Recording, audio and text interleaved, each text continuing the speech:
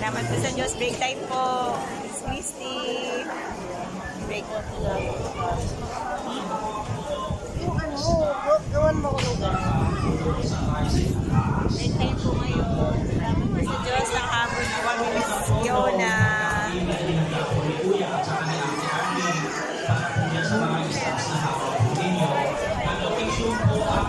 Ganito po, labas po natin dito sa chapel, yan po sa harap. Sa harap mismo ng chapel, paglabas po natin.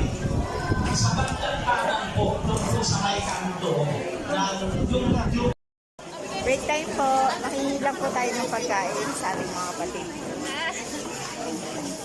Happy birthday po ni May puto po siya.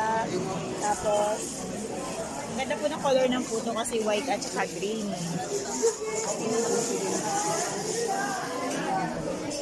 Mga kapatid,